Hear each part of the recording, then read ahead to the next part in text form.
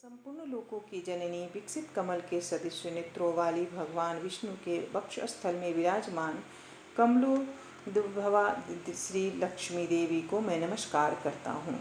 कमल की जिनका निवास स्थान है, कमल ही जिनके कर कमलों में सुशोभित है तथा कमल दल के समान ही जिनके नेत्र हैं, उन कमलमुखी कमलनाभ प्रिया श्री कमला देवी की मैं वंदना करता हूँ। हे देवी, तुम सिद्धि हो, श्रद्धा हो, स्वाहा हो, सुधा हो और त्रिलोकी को पवित्र करने वाली हो तथा तुम ही संध्या, रात्रि, प्रभा, विभूति, मेघा, श्रद्धा और सरस्वती हो। हे शोभने, यज्ञ विद्या, कर्मकांड, महाविद्या, उपासना और गुहा विद्या, इंद्रजाल तुम ही हो तथा हे देवी, तुम ही मुक्ति फलदायिनी आत्मविद्या हो। हे देवी, आन्वीक्षिकी, तर्क विद्या, वेद त्रयी, वार्ता, शिल्प, वाणिज्य आदि और दंड नीति, राजनीति भी तुम ही हो। तुम ही ने अपने शांत और उग्र रूपों से यह समस्त संसार व्याप्त किया हुआ है। हे देवी, तुम्हारे बिना और ऐसी कौन सी स्त्री है जो देव भगवान गदाधर के योगी जन चिंतित सर्वयज्ञ में शरीर का आश्रय पा सके। हे देवी, तुम्हारे छोड़ देने पर संपूर्ण त्रिलोकी नष्ट प्राय हो गई थी, अब तुम्ही ने उसे पुनः जीवन दान दिया है। हे महाभागे, स्त्री, पुत्र, गृह, धन, धान्य तथा सुहृदय, ये सब सदा आप ही के दृष्टिपात से मनुष्यों को मिलते हैं।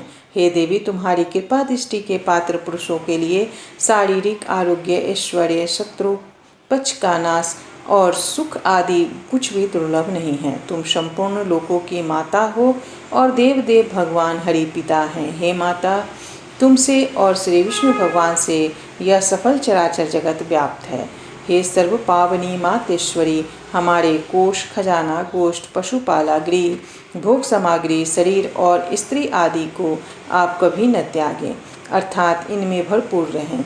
अयि विष्णु वक्षस्थल निवासिनी, हमारे पुत्र, सुहृदय, पशु और भूषण आदि को आप कभी न छोड़ें। हे अमले, जिन मनुष्यों को तुम छोड़ देती हो, उन्हें सत्व, मानसिक बल, सत्य, शौच और शील आदि गुण भी शीघ्र ही त्याग देते हैं और तुम्हारी कृपा दृष्टि होने पर तो गुणहीन पुरुष भी शीघ्र ही शील आदि संपूर्ण गुण और कुलीनता तथा ऐश्वर्य आदि से संपन्न हो जाते हैं। हे देवी, जिस पर तुम्हारी कृपा दृष्टि है वही प्रशंसनीय है, वही गुणी है, वही धन्य भाग्य है, वही कुलीन है और बुद्धिमान है तथा वही शूरवीर और पराक्रमी है। हे विष्णु प्रिय, हे जगत जननी, तुम जिससे भी मुख हो उसके तो शील आदि सभी गुण तुरंत अवगुण रूप हो जाते हैं। हे देवी, तुम्हारे गुणों का वर्णन करने में तो श्री ब्रह्मा जी की रचना भी